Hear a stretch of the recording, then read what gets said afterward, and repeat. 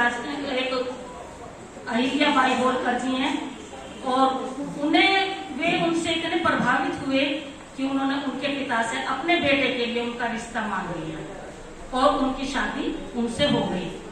उसके कुछ दिन बाद उनको एक बेटा हुआ। उसके बाद उनके पति का स्वर्गवास हो गया।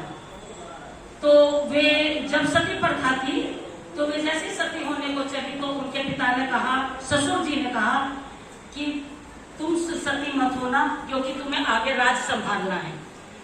तो वे कुछ दिन तक अपना रही और फिर उनके ससुर भी चल बसे। ससुर के बाद उन्हें राजपाट संभाला और इतने अच्छे से राजपाट संभाला क्योंकि वे शुरू से ही एक न्यायप्रिय थी। उनके बारे में मैं एक बात बताती हूँ कि एक बार उनका बेटा रथ लेके जा रहे थे तो रास्ते में गाय और बछड़ा खड़े थे, तो उनका रथ, उनके बेटे का रथ बछड़े के ऊपर चढ़ गया और बछड़े की वहीं पे मृत्यु हो गई। उसके बाद कुछ देर बाद उनकी माता का भी रथ उधर से गुजर रहा था, तो उन्होंने देखा कि एक गाय अपने बछड़े के पास बहुत दुखी मन से खड़ी है। तो उन्होंने पता किया कि इनके बछड़े को किसने मारा है। तो उन्हें पता चला कि उनके बछड़े को उन्हीं के बेटे के रथ से मारा गया है या गलती से मर गया है। तो उन्होंने उनकी पत्नी को बुलाया और उनकी पत्नी से पूछा कि अगर माँ के सामने बेटे को मार दिया जाए तो उस बेटे को, माँ को क्या सजा देनी चाहिए, उस मारने वाले को क्या सजा देनी चाहिए। तो उनकी पत्नी ने 1 मिनट नहीं लगाई और बोली कि उन्हें भी मृत्यु दंड देना चाहिए।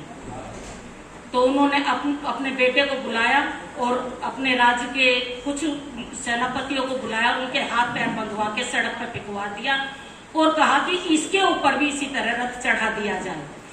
लेकिन रथ चढ़ाने के लिए कोई भी आगे नहीं आ रहा था।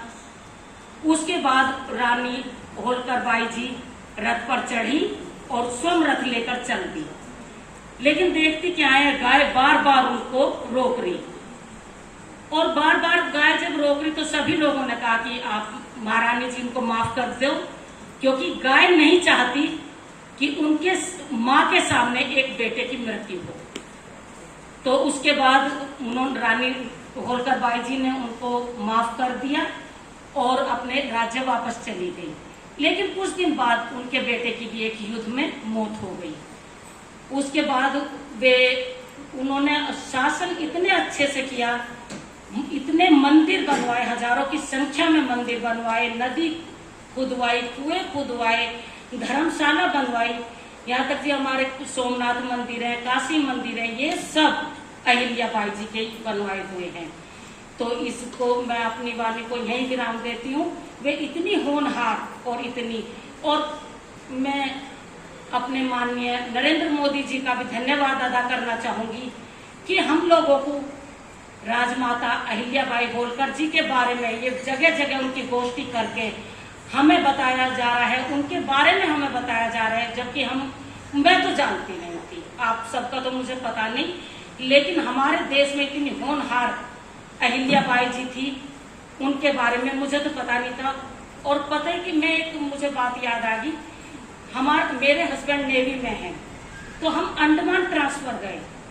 अंडमान में हमारे एक शिप का नाम अहिल्याबाई है, तो हम अहिल्याबाई नाम तो लेते थे, लेकिन हमें ये नहीं पता था कि इस शिप का अहिल्याबाई नाम क्यों रखा गया है। तो मैं पुनः फिर एक बार नरेंद्र मोदी जी का धन्यवाद अदा करूंगी कि उन्होंने जगह जगह गोष्ठी करके और हम सबको उनके बारे में बताया, वे कितनी न्यायप्रिय थी, कितनी होनहार थी। तो इसी के साथ मैं अपनी वाणी को विराम देती और सभी को एक बार नमस्कार।